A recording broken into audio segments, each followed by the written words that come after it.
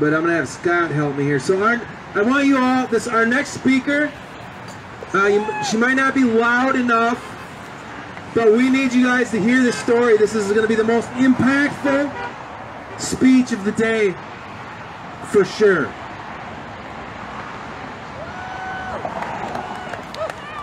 So, she just got back from Washington, D.C., and yeah, of course the mainstream media ignored them. Fauci wouldn't listen. But she's from real, not rare, because injuries are real and they're not rare.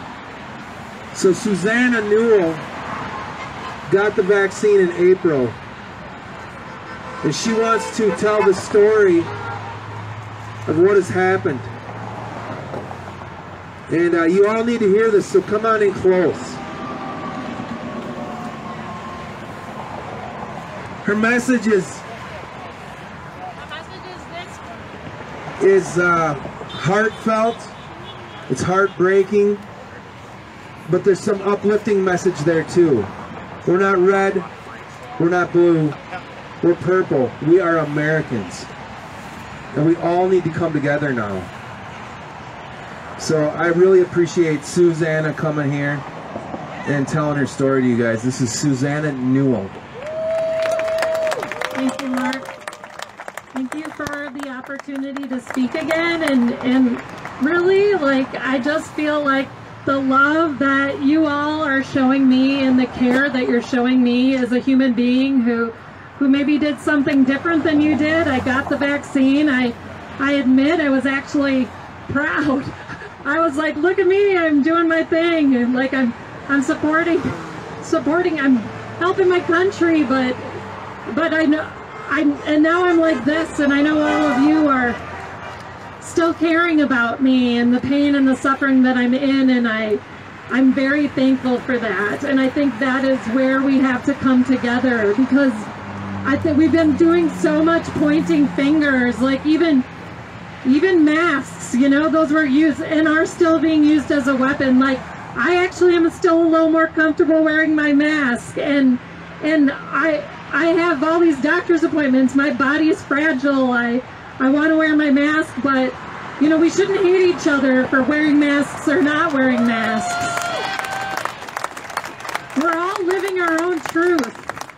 We're all trying to make our way through this traumatic whatever it is, traumatic pandemic. And we're all just trying to be the best people we can be with the truth that we know and that we feel. And we need to really just bond together for humanity, not point fingers. I'm just so disgusted by where this has turned. But I'm so thankful for you all and your support of me.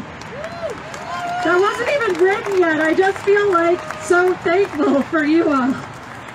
So I want to start by saying my thoughts are my own, and I don't represent any organization.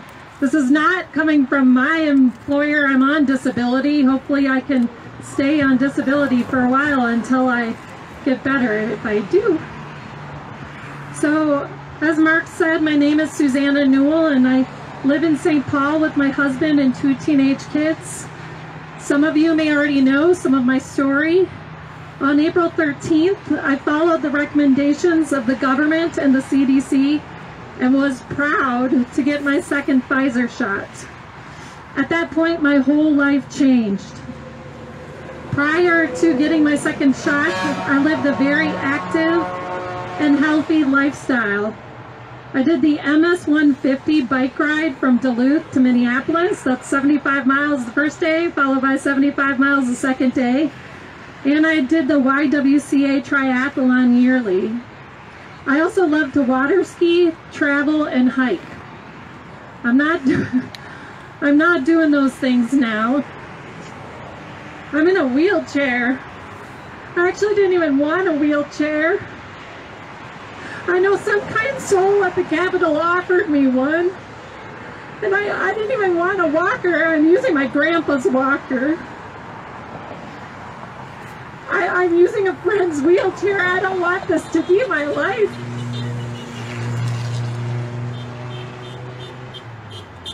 So can't use a walker, a cane, or a wheelchair. My poor husband has to push me around.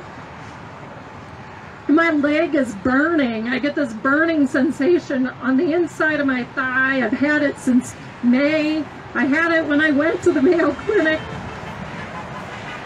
It seems that it's small fiber neuropathy. And it's excruciating pain, and it makes it impossible for me to walk. I'm a frequent flyer at the doctor. This week I have painful tests, a painful EMG test on my nerves. That's to test my large nerves to see if they're working. Chances are good they are, actually, but I have to go through that test before they'll do the small fiber neuropathy test. And I have a tilt table test to check my heart and autonomic nervous system to see if it's working properly. I suspect it's not, but I hope I'm wrong.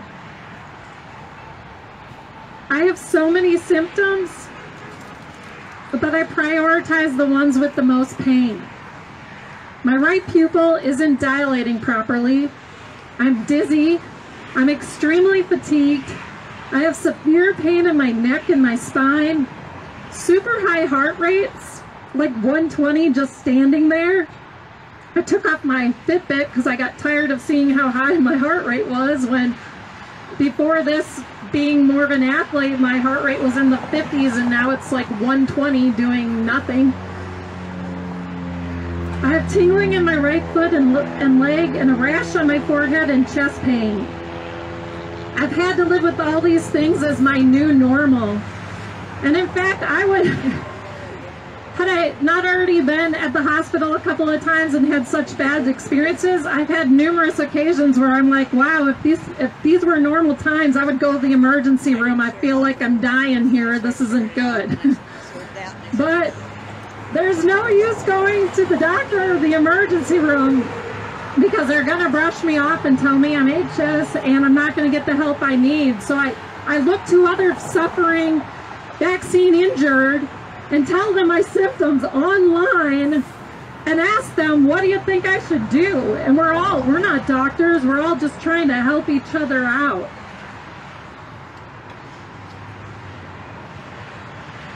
So some days are better than other days, and I can walk.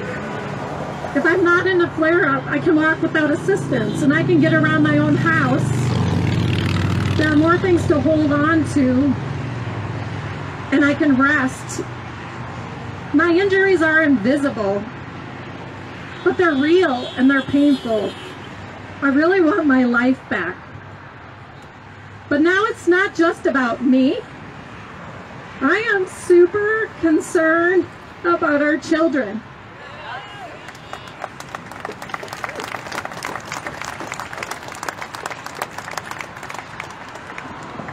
Sorry.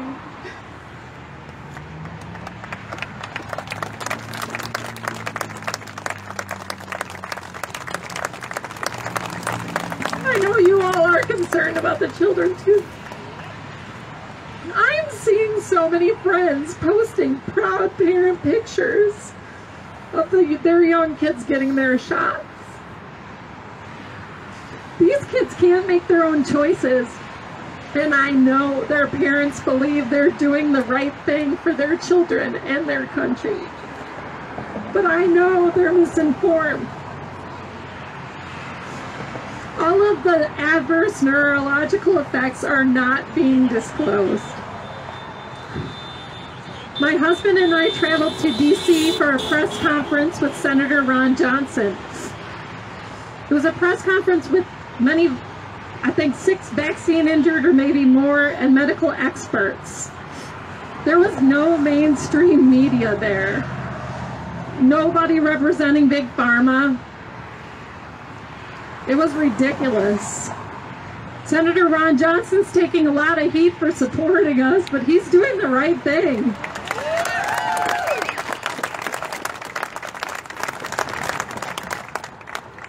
I'm a registered Democrat. It doesn't matter. This isn't about, like somebody said before, this is not about Republican, Democrat, black, white, masked, unmasked, vaccinated, unvaccinated. This is about humanity and human rights. and our Constitution. In DC, I met many other vaccine injured. We are mothers, fathers, children, employees, people of all religions, all races, all economic backgrounds whose livelihoods have been impacted. They cannot work. What unites us all is that we deserve liberty and justice, just as everyone here does. I also met a young woman in her 30s whose body won't stop shaking. In February, she was snowboarding. Now she needs a walker. She has flare-ups some days, and some days she doesn't shake so intensely. She isn't misinformation. She's a wonderful human being who did her duty, got the shot that changed her life, and has now been abandoned by health care. I know people who are vaccine injured who are losing their houses. I know the same is true of people who are losing their jobs. It's ridiculous, and it makes no sense.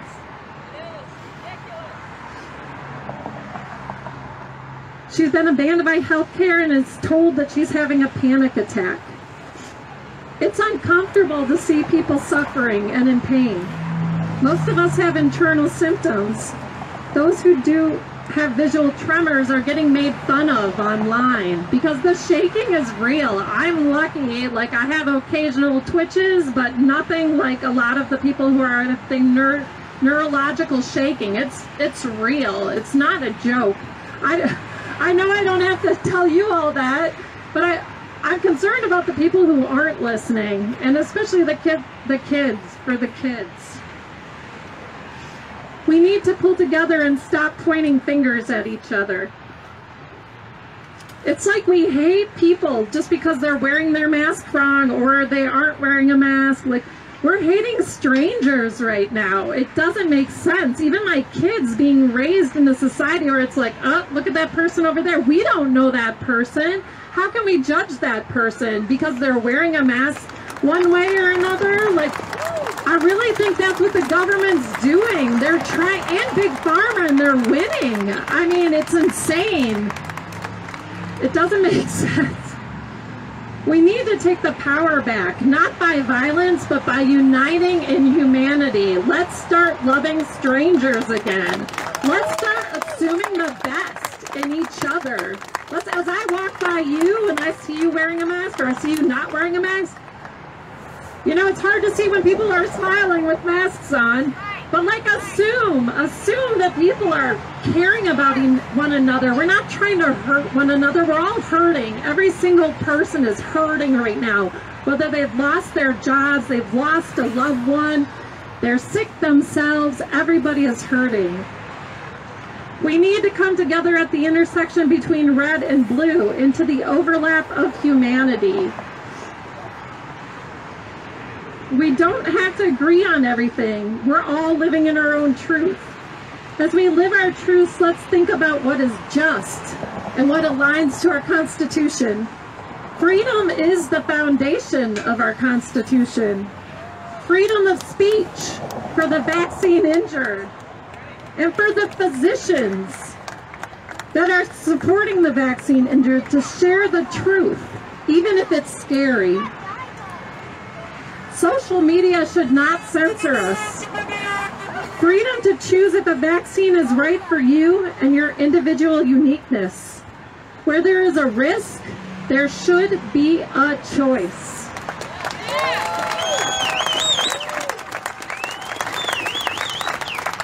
We need justice for all, even the uncomfortable vaccine injured. We need justice for all, even the unvaccinated. This is an attempt to segregate. This attempt to segregate is something we need to move away from. The vaccine injured may be in the minority, but we're growing and we're in pain. Stop treating human lives as collateral damage and leave our children alone.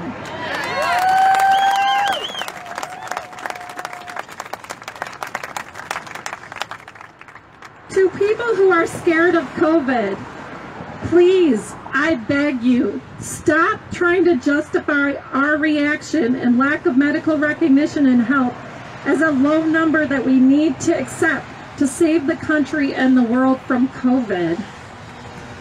Stop telling us I would have been better off if I would, stop telling me I would have been better off if I would have been worse off if I had gotten COVID and not gotten the vaccine. We don't know that. There's no way to ever know that at this point. The vaccine is in my body. There isn't even a code for vaccine injured with the doctors or the hospitals. That is a big deal. I don't know how we can truly know how many people have been injured or have died if there is no code. It's a simple code doctors are used to using diagnosis these codes, but there isn't one. It's been more than a year. That's a long time for us to be cast aside and called anxious in an attempt to hide us. If there aren't many of us, why not let us tell our painful and scary truths and study us? Please own your vaccine does have some issues and it is not safe for all people. Please stop the mandates. They're only causing more stress and trauma.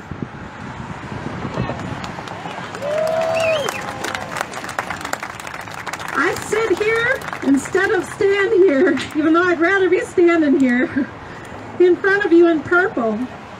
It is the intersection between red and blue. There's red and blue on our flags. Every single one of them has both red and blue. And we stand together in humanity. The opposite of love is not hate, it's fear. Actually, a wonderful person I connected with after the Capitol told me that. Her name's Leanne, and I agree with her 100%. It's the opposite of love isn't hate, it's fear. We're all afraid of each other at this point. We're all standing in fear, pointing fingers at each other. This keeps us divided and the government and Big Pharma more able to continue with their agendas. Let's unite for humanity. Let's get back to our Constitution. Let's not push this out to children until we have honest answers about the number of impacted, vaccinated with severe injuries or death. That code needs to be in place for at least a year before we go putting this in the arms of young, growing, healthy bodies that are not as impacted by COVID, that are not having deaths from COVID as often. Like, they're not in harm's way and they're not causing harm to us. Please leave the kids alone. Let's also stop questioning the validity of those brave vaccine-injured souls who share their scary and vulnerable stories online, only to be ridiculed and censored. They aren't doing it for fame. I know I'm not. They're doing it they're sharing their painful stories to inform others of possible consequences. We need acknowledgement. We need accountability. We need a safety net, both healthcare support and financial support for the vaccine injured. We need no mandates that are only causing fear and trauma to everyone. And we need to pause vaccines for the children, please.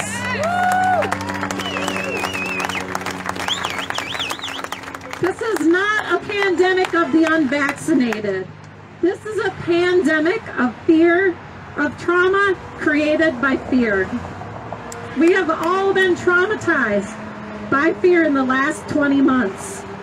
Fear of dying from COVID, fear of losing a loved one, fear of losing your job, fear of the vaccine, fear of the unvaccinated, fear of having to wear a mask, fear of those not wearing masks. We need to stop fearing each other, and we need to pull together for our Constitution and for each other and for humanity. Thank you so much for your time. Oh, I want to say one more thing. An amazing neighbor told me Lots of people are giving me lots of good information, and she said, because, you know, I have had some ugliness come at me, and I do expect more ugliness to come at me as people are living their own fear. She said, what you focus on grows bigger. So I'm getting ugliness coming at me a little, but then I'm getting a whole lot of this. And this is beautiful. And this is humanity. And this is what we need to focus on. So let's focus on humanity and kindness. And also go to realnotrare.com. You can see many, many stories like my story, unfortunately, but they're real people. Thank you all for your support and for your intersection in the purple for humanity. I appreciate each and every one of you.